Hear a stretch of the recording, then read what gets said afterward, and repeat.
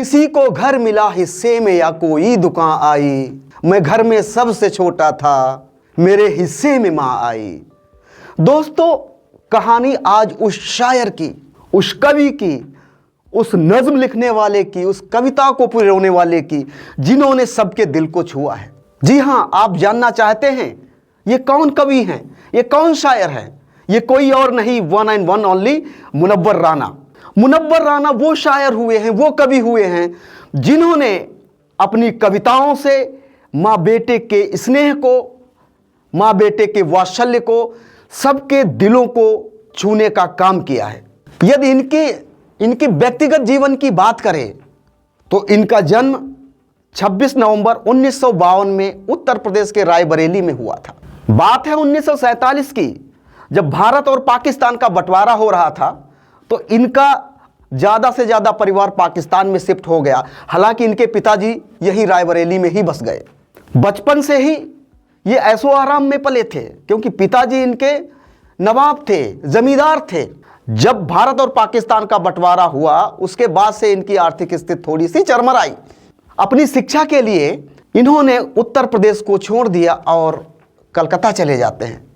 कलकत्ता में इनकी शिक्षा दीक्षा होती है, लेकिन कुछ ऐसी संलिप्तता बनती है कि इनका संपर्क नक्सलियों से हो जाता है, जिससे इनका परिवार, इनके पिताजी बहुत दुखी होते हैं और इनको घर से निकाल देते हैं।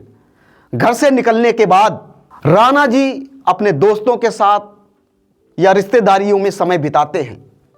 समय बिताते बिताते न जाने वह कौन सा वक्त आ गया जब इन्हें वापस नवाबों के शहर लखनऊ में आना पड़ा। जी हाँ, यही इनका दिल लग जाता है और मुलाकात होती है वली हसी से।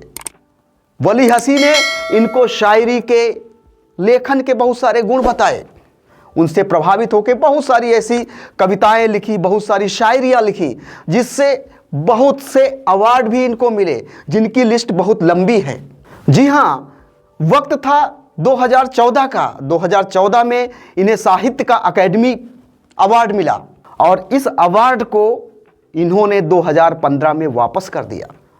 इन्होंने अवार्ड वापस क्यों किया? यदि बात करें मुनव्वर राना जी की, ये हमेशा भारतीय जनता पार्टी की सरकार के खिलाफ रहे, उनकी विचारधारा के खिलाफ रहे और अपनी शायरियों से ज़्यादा, अपनी कविताओं से ज़्यादा विवादों में बने रहे। चाहे मुद्दा राम मंदिर का हो, जब राम मंदिर पर फैसला आता है तब भी ये विवादों में बने रहते हैं, क्योंकि इन्होंने पूर्व जस्टिस रंजन गोगोई पे भी विवादित टिप्पणी करी।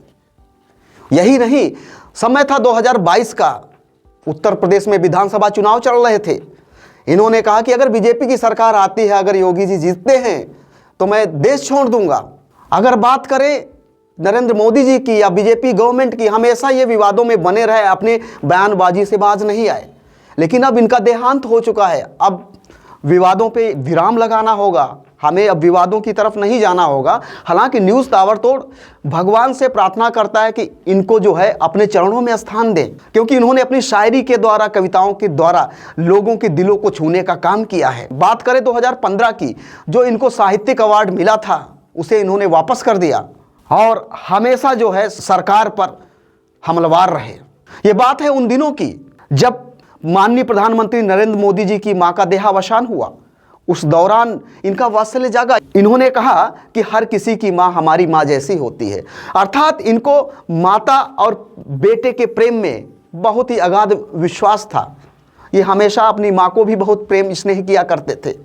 इसी की वजह से इनकी शायरियों में, इनकी कविताओं में मां और बेटे के स्नेह का अद्भुत उदाहरण मिलता है।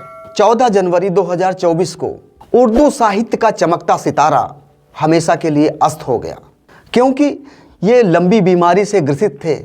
इनका स्वास्थ्य नासाज था, इनको लीवर में इन्फेक्शन था और तमाम बीमारियां थी। इसके चलते 14 जनवरी को इनका निधन हो जाता है। ये चलते चलते कुछ पंक्तियां मुनव्वर राना की आपके लिए हैं।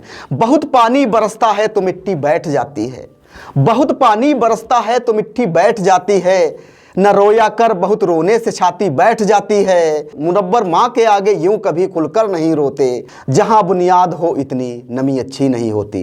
मुनव्वर राना अपनी शायरी के लिए, अपनी कविताओं के लिए हमेशा हम लोगों के बीच में बने रहेंगे। मैं हूं आपका दोस्त बलवीर कश्यप। आज का वीडियो आपको कैसा लगा कमेंट बॉक्स में जाके अपनी राय जरूर दर्ज करें। जय हिंद, जय भारत।